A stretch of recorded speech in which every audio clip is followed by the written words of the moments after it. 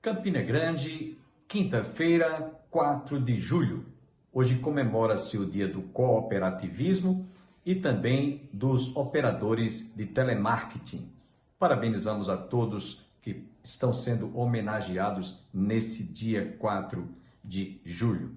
Logo mais estaremos ouvindo outra vez o pastor Antônio Júnior, trazendo mais uma reflexão da palavra de Deus para nossa edificação. E você também ainda ouvirá neste programa um belíssimo e inspirado hino interpretado pelo cantor Ronquenoli. Continue conosco porque Deus tem uma bênção para a sua vida, para a sua família e para o seu coração. Aproveito a oportunidade para lembrar a todos que no último sábado deste mês de julho, nós estaremos celebrando o culto de aniversário pela passagem do 72º aniversário do culto matutino. São passados 72 anos.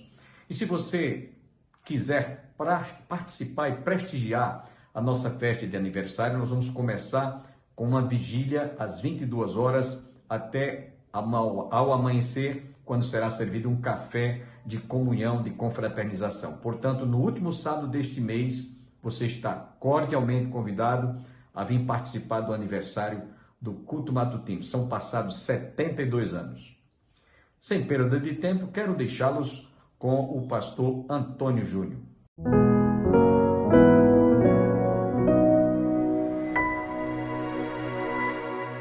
Depois que ouvistes a palavra da verdade, o evangelho da vossa salvação, e tendo nele também crido, fostes selado com o Espírito Santo da promessa. Quando nós olhamos para frente, os santos do Antigo Testamento confiaram em Cristo por meio de tipos e sombras presentes no sistema sacrificial. Portanto, é essencial que Cristo tenha nascido sob a lei, para resgatar os que estavam sob a lei. Paulo, escrevendo aos Gálatas, capítulo 4, verso 5, o verso 4 ao verso 5, ele diz: mas, vindo a plenitude dos tempos, Deus enviou o seu Filho, nascido de mulher, nascido sob a lei, para remir os que estavam debaixo da lei, a fim de recebermos a adoção de filho. A designação de Jesus como sumo sacerdote é atribuída no Novo Testamento a uma ordem superior e mais antiga. A ideia é que essa antiguidade foi antes da promulgação de fato do sacerdócio como serviço ao povo hebreu, ou como serviço de Deus ao povo hebreu. Então, antes disso já estava estabelecido essa ordem superior e mais antiga. O sacerdócio de Melquisedeque, segundo rei sacerdote, a quem Abraão reconheceu como seu Senhor em Gênesis 14, 18 a 21 e Salmos 110, 4. Isso quer dizer que não Davi, mas o seu herdeiro, ou um dos seus herdeiros, herdeiro do trono davídico eterno, pertencia a essa ordem. Hebreus capítulo 5, verso 7, é apresentado o argumento de que Jesus foi empossado como sumo sacerdote, segundo a ordem de Melquisedeque. Isso acontece por causa da necessidade da revogação da antiga aliança, para que entrasse em vigor a nova aliança. Por que a antiga aliança foi revogada? Porque ela foi feita na lei de mandamento carnal, e a nova aliança é feita no poder indissolúvel. Hebreus 7:3. Sem pai, sem mãe, sem genealogia, não tendo princípio de dias, nem fim de dia, ou nem fim de vida, mas sendo feito semelhante ao Filho de Deus, permanece sacerdote para sempre. Portanto, por um lado, se revoga a anterior ordenança, por causa da sua fraqueza e inutilidade, pois a lei nunca aperfeiçoou coisa alguma, enquanto o sacerdócio de Cristo é garantido pelo juramento de Deus. O resultado é que Jesus se tem tornado fiador de superior aliança. A mudança no sacerdócio assim requer uma mudança na aliança, de uma aliança lei condicional baseada em tipos e sombras do sacerdócio levítico para a mediação eterna de Jesus na aliança da redenção realizada na aliança da graça. Então, o sacerdócio de Jesus não começa no Gólgota, mas da eternidade até a sua encarnação. Vida e morte, até a sua presente intercessão em glória. Sua vida sacerdotal é referida como sua obediência ativa, e isso significa obedecendo a toda lei.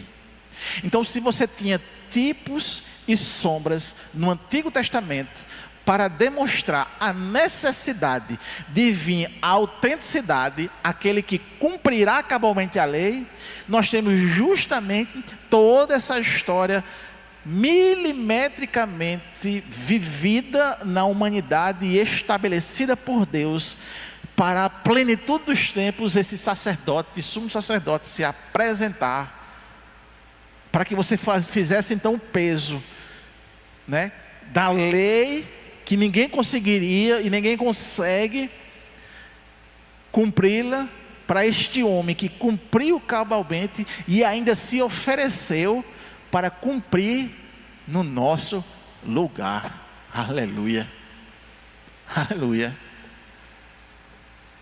É como se Deus, ele olhasse para nós e ele não visse nós, mas ele visse o sacerdote que pagou, que se sacrificou. Amém, meu irmão?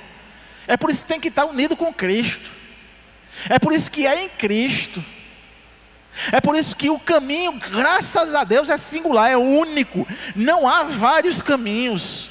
Deus não estabeleceu vários caminhos para ser seguido. É um só. Aleluia. Para não dar confusão. É único, simples, singular, poderoso, garantido. Aleluia.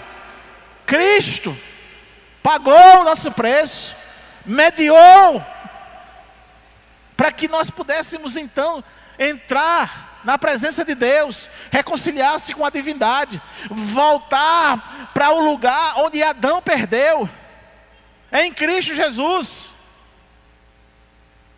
Em resumo, meus irmãos, Cristo é o nosso Salvador sacerdotal a oferecer tanto o seu sacrifício vivo de uma vida inteira de louvor e gratidão, como por oferecer a si mesmo como sacrifício pela culpa, pelos nossos pecados.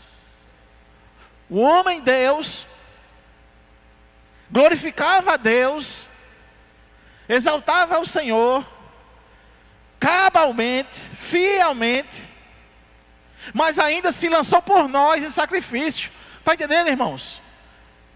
Se não estiver entendendo, eu estou dá vontade de marchar.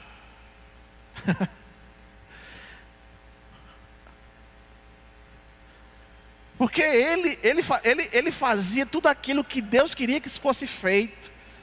Amém? Mas ele disse, não, mas falta aqui, ó, eu vou ainda me dar por vocês. Aleluia. Aleluia.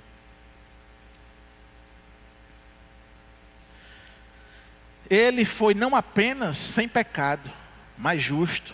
Não apenas não transgressor da lei, mas o alegre cumpridor de toda a justiça. Sua comissão foi trazer não apenas perdão de pecados, mas também aquela obediência positiva que Deus deseja para nós, a confirmação naquela justiça, paz e bênção, da qual a árvore da vida foi o sinal e o selo sacramental.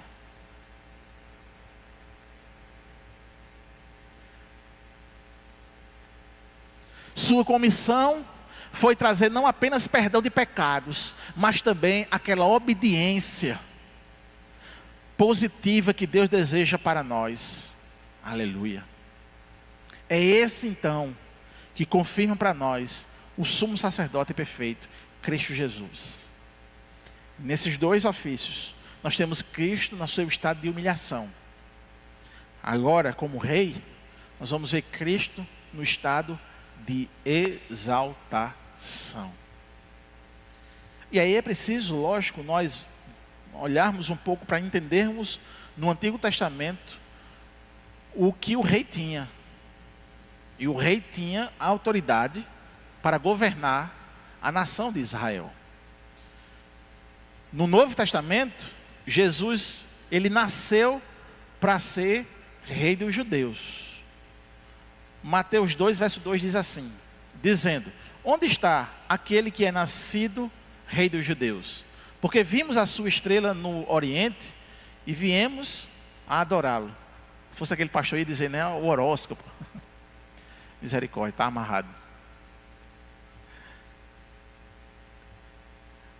Irmão, Jesus, ele recusou todas as tentativas feitas pelo povo para fazer um rei terreno e um poder militar e político. João 6,15 diz: sabendo, pois, Jesus que havia de vir arrebatá-lo para fazerem rei, tornou a retirar-se ele só para o monte. Esse reino que não era terreno, nem nunca poderia ser, é o reino eterno, incomparável e sublime. Então, é lógico que Jesus jamais poderia ser coroado aqui na terra, nesse sistema, porque o sistema, o mundo jaz no maligno, é derrotado, é caído. Então ele não poderia jamais reinar aqui, para esse sistema, para pessoas que não haviam se arrependido dos seus pecados. Limitado, um reino limitado. Mas o povo queria. A ideia é essa, porque quando o povo viu esse profeta fazendo o que ele estava fazendo, ensinando como ele estava ensinando, e ele arrolando para si que era de fato rei, mas o pessoal não entendia que esse reino não era aqui, era um reino espiritual. O pessoal então, para se viver livre, tinha uma chance então de levantá-lo como rei. E é por isso que ele sai, porque Deus tinha estabelecido, e Jesus também sabia muito bem qual era o seu reino, e jamais poderia ser coroado aqui na terra. Então esse reino não era terreno, nem nunca poderia ser. Esse reino é eterno, incomparável e sublime. Mateus 4,17. Desde então começou Jesus a pregar e a dizer: arrependei-vos, porque é chegado o reino dos céus. Não podia ser o reino da terra, era o reino dos céus. E Jesus de fato tem um reino, cuja vinda ele anunciou em sua pregação. Mateus 4:23. E percorria Jesus toda a Galiléia, ensinando nas sinagogas e pregando o evangelho do reino, e curando todas as enfermidades e moléstias entre o povo. Já no versículo 28 do capítulo 12, ele diz: mas se eu expulso os demônios pelo Espírito de Deus, logo é chegado a vós o reino de Deus. Bom, logo após a ressurreição de Cristo, Deus Pai deu a Jesus muito maior autoridade sobre a igreja e sobre o universo, porque Deus o exaltou. E aí por isso nós temos esses dois estados: o estado de humilhação, enquanto ele vem à terra e é um como nós, e agora ele é exaltado, não é? Porque Deus o exaltou. Efésios capítulo 1, versículos 20 a 23 diz assim: que manifestou em Cristo, ressuscitando dentre os mortos e pondo-o à direita nos céus, acima de todo principado e poder e potestade e domínio, e todo nome que se nomeia, não só neste século, mas também no vindouro. e sujeitou todas as coisas a seus pés, e sobre todas as coisas o constituiu como cabeça da igreja, que é o seu corpo, a plenitude daquele que cumpre tudo em todos. Agora, uma coisa que eu queria que você entendesse e estabelecesse hoje. O reino dos céus, literal, ele ainda vai vir. Mas, segundo o que a gente lê nesse texto aqui, Jesus, ele já reina na igreja.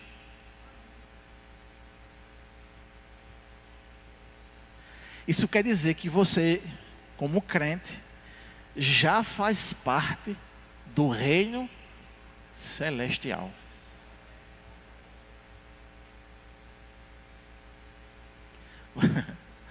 Se você faz parte do reino celestial, esse mundo, ou viver os prazeres desse mundo, não faz sentido. Não é verdade? Se eu já vivo uma vida espiritual, que quer dizer que eu faço parte desse reino espiritual, Cristo já me governa, Cristo já é meu Senhor, Cristo já é o cabeça da igreja, isso quer dizer que a igreja não tem mais sentido ser do mundo. E por isso que a igreja, ela sempre vai ser diferente do mundo. Ela pode estar inserida no mundo, mas ela não faz parte do mundo. O reino dela é o reino dos céus. Isso quer dizer que nós já, aleluia, irmãos. Irmãos, nós já participamos do reino de Deus. A não ser que Cristo não seja o seu Senhor. Se Ele for, você já é súdito dele. Ovelha do seu pasto. Ovelha do seu aprisco. Amém? Aleluia. Ele já comanda. Ele já está dando as ordens. Ele já sequestrou a sua vida. Aleluia. Paulo, escrevendo a primeira carta aos Coríntios, capítulo 15, verso 25, ele diz: porque convém que reine até que haja posto a todos os inimigos debaixo de seus pés. Essa autoridade sobre a igreja e sobre o universo será mais plenamente reconhecida pelas pessoas quando Jesus voltar à terra com poder e grande glória para reinar. Isso quer dizer que o mundo caído, ele não entende o reino de Deus. Ou seja, ele não entende a igreja. Por que esses crentes vão, se reúnem, ficam orando, ficam lendo a palavra? O mundo, ele não entende porque eles não fazem parte do reino. Agora, quando o Filho do Homem apontar nos céus, aí é choro e ranger de dente já, meu filho. Porque eles vão reconhecer: eita, é verdade, os crentinhos estavam certos. É claro que não vai ser assim, né? Vai ser um pranto de Torá, meu. Vai ser um desespero daqueles. Mas em contrapartida, a gente já tem essa verdade, a gente já vive esse reino, a gente já está inserido no corpo de Cristo, mas infelizmente, nós nos apresentamos ainda como se fosse do mundo. Porque a gente ainda se preocupa com coisas deste mundo.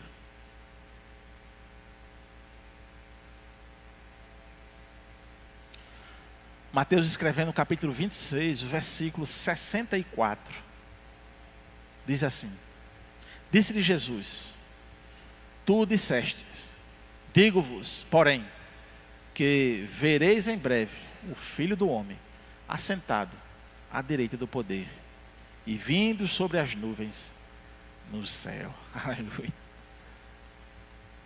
Aleluia. 2 Tessalonicenses, capítulo 1, versículos 7 ao 10.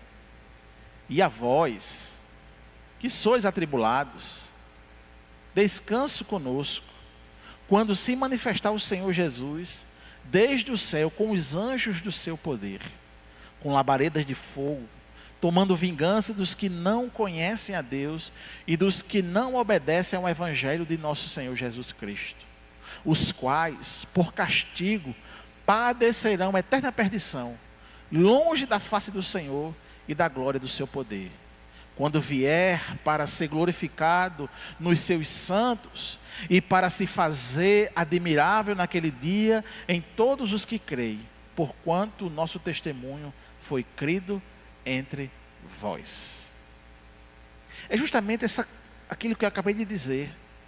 Essa testificação da verdade, ela se dá entre nós, entre a igreja.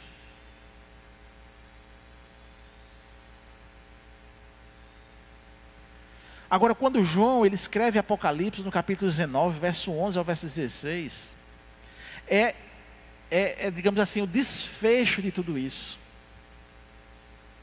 É de fato quando nós estaremos plenamente vendo tudo e entendendo tudo. E vi o céu aberto, e eis um cavalo branco, e o que estava sentado sobre ele chamava-se Fiel e Verdadeiro. Características arroladas apenas a Cristo Jesus. E julga e peleja com justiça, e os seus olhos eram como chama de fogo. E sobre sua cabeça havia muitos diademas, e tinha um nome escrito, que ninguém sabia senão ele mesmo. E estava vestido de vestes tingidas em sangue. E o nome pelo qual se chama é a Palavra de Deus. Prerrogativas apenas de Cristo Jesus. E seguiram-no os exércitos no céu, e no céu em cavalos brancos, e vestido de linho fino, branco e puro. E da sua boca saiu uma espada. Lembra que eu falei que Jesus, ele é a própria palavra, ele é a própria verdade, ele é a própria mensagem? E João testifica justamente quando diz esse versículo 5, que da sua boca saiu uma espada aguda, para ferir com ela as nações, e eles as regerá com vara de ferro, e ele mesmo é o que pisa o lagar do vinho do furor da ira do Deus Todo-Poderoso. E no manto e na sua coxa tem escrito este nome: Rei dos Reis e Senhor dos Senhores. Então Cristo, no seu estado de humilhação, é a expressão, a revelação do profeta, ao qual carrega ele mesmo a própria mensagem, do sumo sacerdote, que media e mediou os eleitos para a volta e a conciliação com a divindade, sendo sumo sacerdote superior e como profeta, todos eles estabelecidos na eternidade. Houve o seu estado de exaltação, quando então ele é colocado à destra de Deus Pai, como rei. E faz justamente esse significado naquela época, de que quem sentava à destra de um rei, tinha as mesmas prerrogativas e autoridade do rei. E esse é o nosso Senhor Jesus, ao qual é Rei dos Reis e Senhor dos Senhores. Fiquemos de pé, irmãos, vamos orar.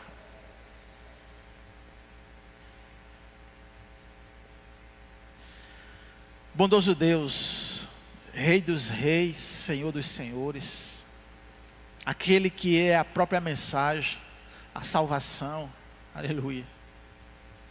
Aquele que media, que intercede por nós, aquele que nos sustenta com a destra da justiça, aquele que tem tudo em seu controle, inclusive a sua própria igreja, a qual é o corpo. Pai amado, em nome de Jesus, nós agradecemos mais essa oportunidade que nós nos reunimos aqui. E faz-nos entender de forma mais clara, objetiva, a Tua palavra, para que a nossa fé aumente, confirme, aleluia, e nos dê mais seguranças. É assim que eu oro agradecido no nome de Jesus. Amém. Eu quero agradecer a você, internauta, telespectador da TV Master, que esteve conosco, e nós estamos encerrando mais um programa Opção para a Vida. Divulgue o nosso programa a amigos, parentes e familiares para que eles possam nos assistir e nos acompanhar todos os dias, de segunda a sábado, na TV Master, TV a cabo, canal 20 e também no YouTube. Inscreva-se e nos acompanhe. Vamos encerrar o nosso programa ouvindo uma belíssima música interpretada pelo cantor norte-americano Ron Kenoly. E até amanhã. I bow my knee before your throne. I know my life is not my own. I offer up this song of praise to bring you pleasure, Lord. Oh Lord, I seek the giver, not the gift. My heart's desire is to lift him high above all earthly needs, to bring you pleasure, Lord.